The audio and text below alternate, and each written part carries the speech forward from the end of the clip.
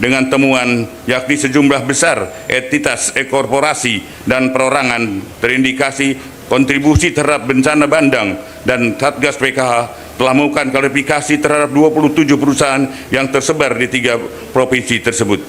Diperoleh temuan terdapat korelasi kuat bahwa bencana banjir besar di Sumatera bukan hanya fenomena alam biasa, melainkan terarah pada alih fungsi lahan. Untuk tahun 2026 terdapat potensi penerimaan denda administratif pada sawit di tambang yang berada dalam kawasan hutan dengan jumlah sebagai berikut.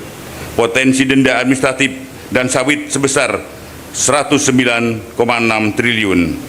Potensi administrasi tambang sebesar 32,63 triliun. Bapak Presiden, hadirin yang saya muliakan, dapat kami laporkan juga berkaitan dengan percepatan pemulihan Taman Nasional Tesonelo, Satgas PKH telah melakukan berbagai langkah strategis untuk melakukan relokasi penduduk sebagai berikut. Telah dilakukan pendataan penduduk dan sarana prasarana yang ada di dalamnya. Terdapat 7 pemukiman masyarakat yang termasuk dalam 7 desa dengan jumlah penduduk 5.733 kepala keluarga dengan jumlah jiwa 22.183 orang dan jumlah rumah sebanyak 573 bangunan. Sarana pendidikan 12 sekolah. Jumlah rumah ibadah sebanyak 52. Fasilitas kesehatan 12. Selanjutnya, jumlah kepala keluarga KK yang telah didaftarkan untuk mengikuti program relokasi sebanyak 1.465 orang, 65 KK. 3. Telah menyiapkan lahan hasil penguasaan kembali seluas 8.077 hektar untuk merelokasi penduduk kawasan TNT. 4. Telah melakukan relokasi penduduk tahap 1 pada tanggal 20 Desember 2025 terhadap 227 KK dari lahan perkebunan sawit seluas 6.330,78 hektar. Bapak Presiden, hadirin yang saya muliakan, perlu kami sampaikan keterkaitan dengan bencana banjir bandang yang terjadi di wilayah Aceh, Sumatera Utara, dan Sumatera Barat. Satgas PKH telah melakukan identifikasi dengan temuan yakni sejumlah besar entitas korporasi dan perorangan terindikasi kontribusi terhadap bencana bandang, dan Satgas PKH telah melakukan klarifikasi terhadap 27 perusahaan yang tersebar di 3 provinsi tersebut.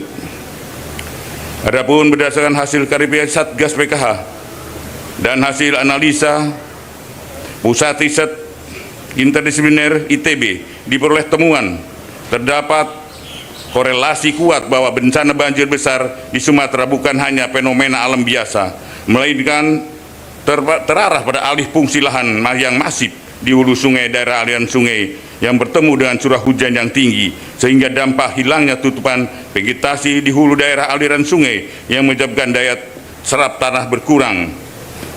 Aliran air permukaan meningkat tajam, hujan ekstrim, dan banjir bandang akibat volume air meluber ke permukaan.